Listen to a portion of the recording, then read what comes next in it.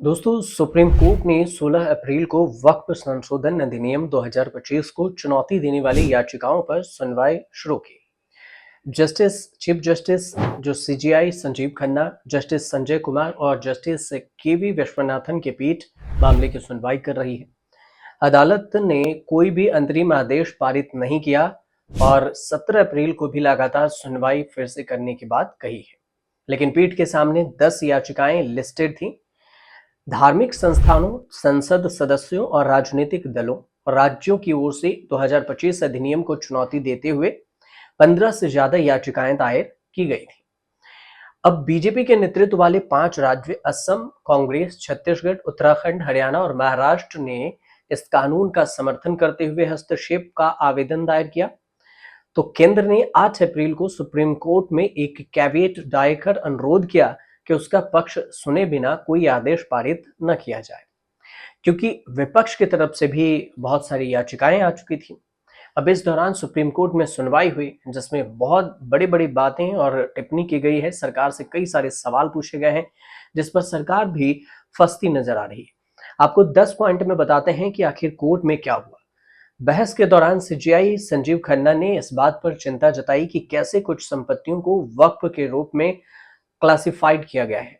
Chief justice Sanjeev Khanna का कहना हुआ कि हमें बताया गया है कि दिल्ली हाई कोर्ट की इमारत वक्फ की जमीन पर है, ओबेराय होटल वक्फ की जमीन पर है, और हम यह नहीं कह रहे हैं कि सभी वक्फ बाय यूजर प्रॉपर्टी गलत तरीके से रजिस्टर्ड है, लेकिन चिंता के कुछ वास्तविक क्षेत्र भी हैं। और दूसरी बात कि याचिकाकर्ताओं की ओर से पेश हुए जो वकील थे कपिल सिब्बल, अपनी दलीलें पेश की। उन्होंने तर्क दिया कि इस्लामिक कानून के तहत विरासत केवल मौत के बाद ही मिलती है और सरकार अब उससे पहले हस्तक्षेप करने का प्रयास कर रही है। सीजेआई संजीव खन्ना ने सिब्बल की टिप्पणी पर प्रतिक्रिया देते हुए कहा कि लेकिन हिंदुओं में ऐसा होता है, इसलिए संसद ने मुसलमानों के लिए कानून बनाया। हो सकता है कि यह हिंदुओं के लिए कानून जैसा न हो। अनुच्छेद 26 इस मामले में कानून बनाने पर रोक नहीं लगाएगा। अनुच्छेद 26 सार्वभौमिक है और यह इस मायने में धर्मनिरपेक्ष है और यह सभी पर लागू होता है।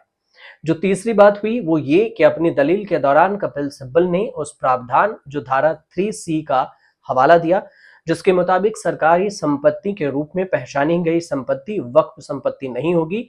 सरकार का प्राधिकारी विवाद का फैसला करेगा।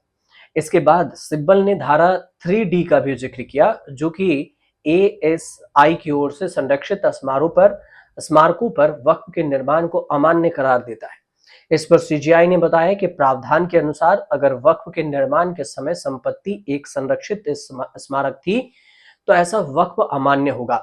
सीजीआई ने पूछा कि ऐसे कितने मामले होंगे। सिब्बल ने जवाब दिया, जामा मस्जिद। हालांकि सीजीआई ने कहा कि जामा मस्जिद तो बाद में संरक्षित स्मारक के रूप में अधिकृत किया गया था। अब इसी दौरान सीजीआई ने कहा कि मेरे हिसाब से व्याख्या आपके पक्ष में है। अगर इसे प्राचीन स्मारक घोषित करने से पहले वक्फ घोषित किया जाता है तो इसे कोई फर्क नहीं पड़ेगा और यह वक्फ ही रहेगा, और आपको तब तक आपत्ति नहीं करनी चाहिए जब तक कि इसे संरक्षित घोषित करने के बाद वक्फ घोषित नहीं किया जा सकता। ज्यादातर स्मारक प्राचीन मस्जिदें इस खंड से प्रभावित नहीं होंगी। चौथी जो बात है, सिब्बल ने केंद्रीय वक्फ परिषद और राज्य वक्फ बोर्डों में गैर मुसलमानों के नाम से संबंधित धारा 9-14 के बारे में भी बात की। सिब्बल ने कहा कि यह अनुच्छेद 26 का सीधा उल्लंघन है। सिब्बल ने तर्क दिया कि सिख गुरुद्वारों से संबंधित केंद्रीय कानून और हिंदू धार्मिक बंदोबस्ती से संबंधित कई राज्य कानून संबंधित बोर्डों में अन्य धर्मों के लोगों को भी शामिल करने की अनुमति नहीं देती। सिब्बल ने रजिस्ट्रेशन अनिवार्य करने वाले जो प्रावधान है उस पर भी आपत्ति जताई। सीजीआई ने पूछा कि इसमें क्या गलत है, तो सिब्बल ने कहा कि वर्तमान में बिना रजिस्ट्रेशन के भी यूजर की ओर से वक्फ बनाया जा सकता है, जिसे वक्फ बाय यूजर कहते हैं। सीजीआई का कहना हुआ कि आप वक्फ रजिस्टर करा सकते हैं, जिससे आपको रजिस्टर्ड बनाए रखने में मदद मिलेगी। जस्टिस विश्वनाथन ने भी ये कहा कि अगर आपके पास डीड है तो फिर कोई भी फर्जी या झूठा दावा नहीं होगा। सिब्बल का कहना हुआ कि वे हमसे पूछेंगे कि क्या 300 साल पहले कोई वक्फ बनाया गया था, उसका डॉक्यूमेंट्स पेश करने को कहेंगे। इसमें से कोई संपत्तियां सैकड़ों साल पहले बनाई गई थी और इसमें कोई डॉक्यूमेंट्स भी किसी के नहीं होंगे। तो पांचवी बात, केंद्र की तरफ से भारत सरकार के सॉलिसिटर जनरल तुषार मेहता ने इस बात पर जोर दिया कि संयुक्त संसदीय समिति जेपीसी की ओर से एक प्रैक्टिस के बाद ही कानून बनाया गया। उन्होंने ये भी कहा कि संसद के दोनों सदनों में लंबी बहस के बाद ही इसे पारित किया गया है और इस पर जो विवाद है वो सब कुछ देख के किया गया। सीजीआई का कहना हुआ कि वक्फ की संपत्ति क्यों नहीं रहेगी। सिविल जो कोर्ट है उन्होंने कहा कि सिविल कोर्ट ने इसका फैसला करने के लिए कहा। सीजीआई ने पूछा कि मिस्टर तुषार मेहता हमें बताएं कि अगर वक्फ बाय यूजर को 2025 अधिनियम से पहले स्वीकार किया गया था तो क्या अब इसे शून्य या अस्तित्वहीन घोषित कर दिया गया है। तो छठी बात ये भी हुई कि सीजीआई ने शर्तों के बारे में स्पष्टता मांगी और संपत्ति विवाद नहीं होनी चाहिए। अंग्रेजों के आने से पहले हमारे पास कोई रजिस्ट्रेशन नहीं था। कई मस्जिदें 14वीं और 15वीं सदी में बनी थी जिसका रजिस्ट्रेशन डॉक्यूमेंट्स नहीं है। सातवीं बात कि चीफ जस्टिस ने तुषार मेहता से धारा 2A में डाले गए प्रावधान के बारे में भी सवाल किया जिसमें कहा गया कि कोर्ट के निजी भी फैसले बावजूद ट्रस्ट की संपत्ति वक्फ अधिनियम के दायरे में नहीं आएगी। सीजीआई का कहना हुआ कि विधानसभा अदालत के किसी फैसले आदेश को शून्य घोषित नहीं कर सकती। आप कानून के आधार को हटा सकते हैं लेकिन आप किसी फैसले को बाध्यकारी नहीं घोषित कर सकते। आठवीं बात कि संजीव खन्ना का कहना हुआ कि वक्फ बोर्ड में गैर मुस्लिम समुदाय का भी अनुमति देने वाले जो प्रावधान है उसके बारे में बताइए।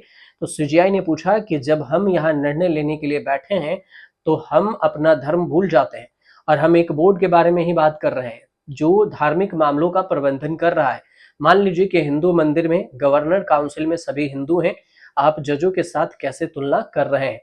नौवीं बात यह हुई कि सीजीआई ने धारा 2A के प्रावधान पर भी चिंता जताई। सीजीआई संजीव खन्ना का कहना हुआ कि जहां सार्वजनिक ट्रस्ट को वक्फ घोषित किया गया है, मान लीजिए कि 100 से 200 साल पहले आप पलटकर कहते हैं कि यह वक्फ नहीं है। आप 100 साल पहले के अतीत को फिर से नहीं लिख सकते। और 10वीं बात यह हुई कि सुनवाई के दौरान तुषार मेहता ने कहा कि मुसलमानों का एक बड़ा वर्ग वक्फ अधिनियम से शासित नहीं होना चाहता। इस पर सीजीआई ने पूछा कि क्या आप ये कह रहे हैं कि अब मुसलमानों को भी हिंदू बंदोबस्ती बोर्ड में शामिल किया जाएगा। जरा साफ तौर से कहिए। सरकार के पास इसका जवाब ही नहीं था और इसीलिए सरकार ने समय मांग लिया। तो कई सारे तर्क वितर्क ऐसे दिए गए हैं बहस के दौरान जिसमें सरकार भी खामोश हो गई। सरकार के पास कोई जवाब नहीं मिला। इसमें से ये भी है कि वक्फ में अगर हिंदू शामिल होते हैं तो जो हिंदू बंदोबस्ती है उस वैसे जो जगह है उसमें क्या मुसलमानों को भी शामिल किया जाएगा। यही सब तर्क है। अब फाइनल फैसला क्या होता है सीजीआई की तरफ से, ये इसके लिए थोड़ा सा इंतजार कीजिए और उसके बाद आएगा तो हम आपको जरूर बताएंगे। आपको जानकारी सही लगी तो हमारे चैनल से जुड़िए, सब्सक्राइब कीजिए, शेयर कीजिए, कमेंट